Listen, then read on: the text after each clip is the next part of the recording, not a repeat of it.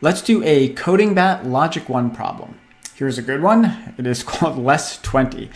And I'm supposed to return true if the given non-negative number is 1 or 2 less than a multiple of 20.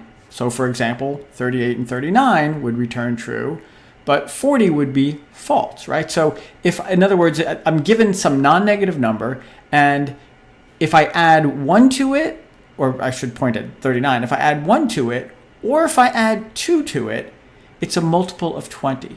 So I think that's pretty straightforward. I'm just going to do it that way. So if the number that I'm given, if n divided by 20, oh, wait a minute, if the number that I'm given plus 1, right, it can be 1 less than a multiple of 20. So if the number plus 1 divided by 20 gives me a remainder of 0, in other words, if 20 goes into it evenly, then I'm going to return true.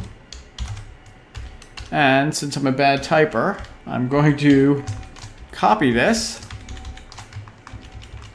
And I'm going to say else, if I add 2 to the number, it's also supposed to be divisible by 20, so I'll return true. And finally, else, I'm going to return false. So hopefully that makes sense. It says the number is 1 or 2 less than a multiple of 20. So in other words, if I add 1 to it or 2 to it, then it will be a multiple of 20. I'm going to give it a run. Oh, I got them all right. Yay, all correct. Now, I could make this a little bit simpler. Wow, I'm going crazy here. I could make this a little bit simpler if I just combined these two. I'm going to, let's see, I'm going to use an or statement. So in other words, if 20 goes into it, if n plus 1 and 20 goes into it evenly, or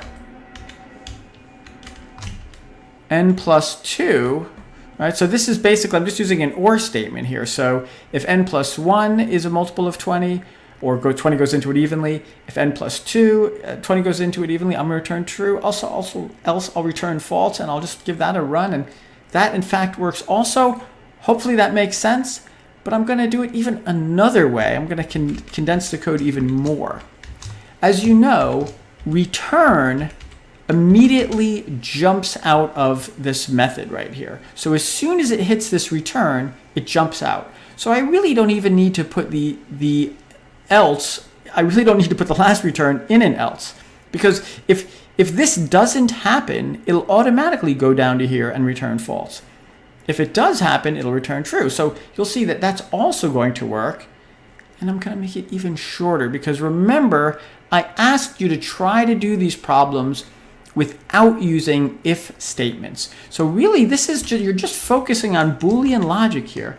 And if you think about it, this is already a Boolean expression. In other words, n plus 1, I don't know why I put a space there, n plus 1 divided by 20, or remainder 20, equals 0. This is going to be a true-false statement by itself. So is this. And when I OR them together, I'm going to end up with another true-false statement. So this is already a Boolean statement right here. All I have to do is return the value of that. And I hope that is really making sense for you. All I have to do is return that. That is going to evaluate to true or false. It's going to be true if one of these things, if 20 goes into one of these things evenly, and it's going to return false otherwise. I'm just going to run it one more time. This is so slick, and it worked.